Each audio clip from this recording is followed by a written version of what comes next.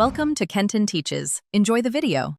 In this video, I will explain how to make bone broth with rotisserie chicken. Start with the rotisserie chicken carcass and any remaining meat. Place it in a large stock pot. Add roughly 1 cup each of chopped carrots, celery, and onion. These aromatics will infuse your broth with delicious flavor. Pour in enough water to fully cover the chicken and vegetables, usually around 10 to 12 cups. A splash of apple cider vinegar can help extract minerals. Bring your pot to a gentle boil over medium-high heat. Once boiling, immediately reduce the heat to a low simmer. You'll want to see just a few small bubbles breaking the surface. Skim off any foam or impurities that rise to the top during the first hour. Let it simmer, partially covered, for a minimum of 4 hours, or up to 24 hours for a deeply flavorful and nutritious broth.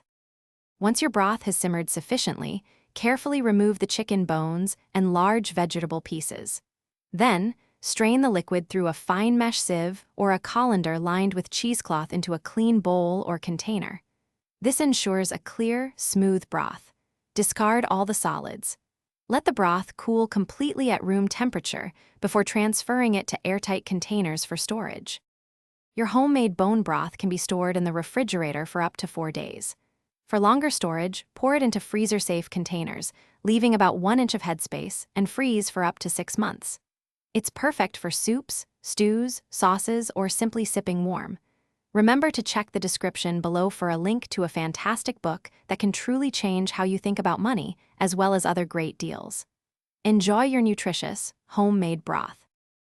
Thanks for watching. Please subscribe if this video was helpful.